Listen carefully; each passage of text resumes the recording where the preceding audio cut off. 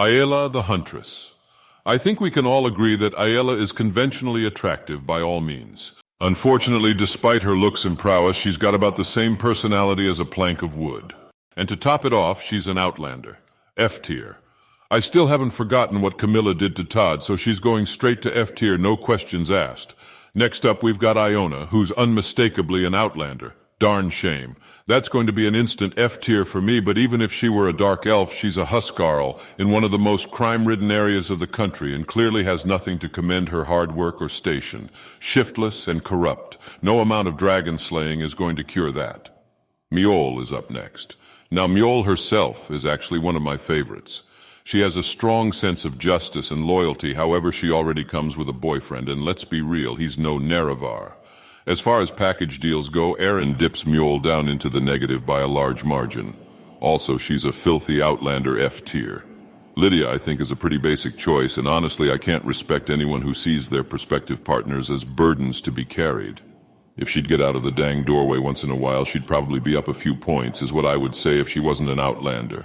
F tier. Njada Stonearm.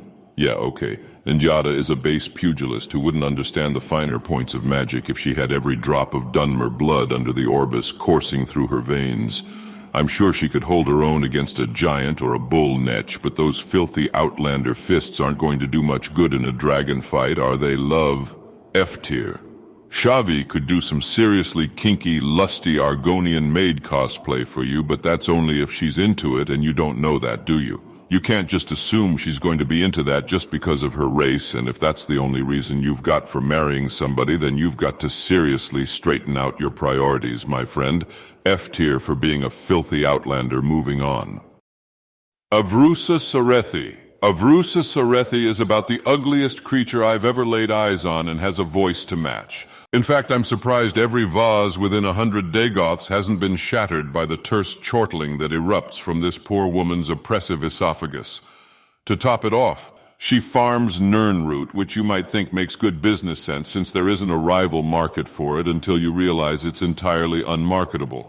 The stuff isn't exactly hard to scavenge for since it's got its own pick-me alarm and it seems to be extremely resilient in the wild. The market price for it isn't even what you'd expect, given how hard you've got to work tending the darn things.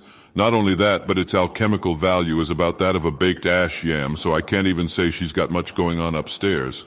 Gracious, I think this might be the one I mistook for a Slode. Still, she's a Dunmer, so she's got that going for her.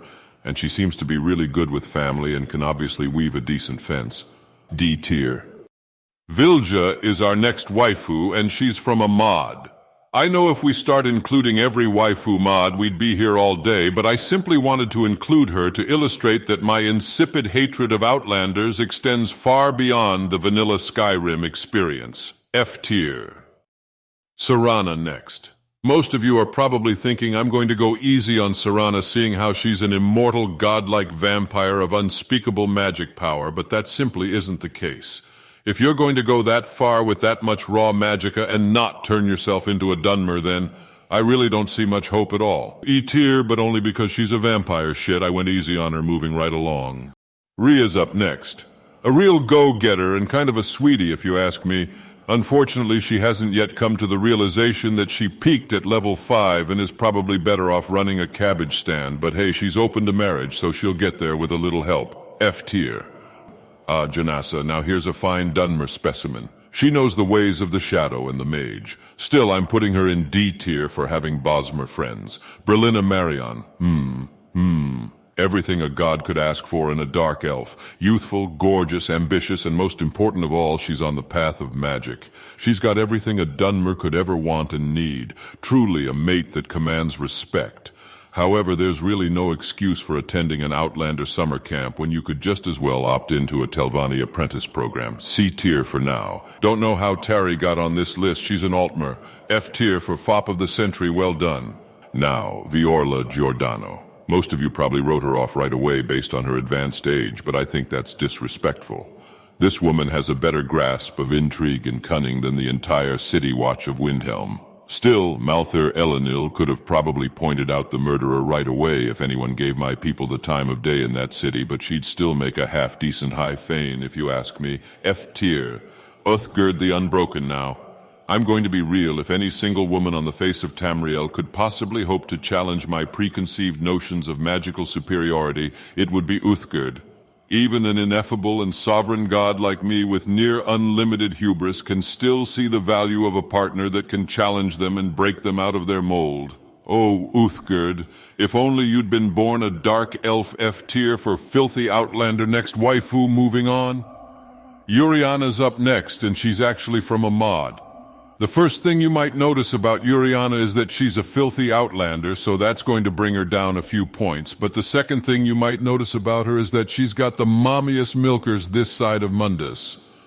Holy Lord Azura, for real. I would motorboat the ever-loving Magica out of those things to oblivion and back if I knew she'd survive the trip. D tier.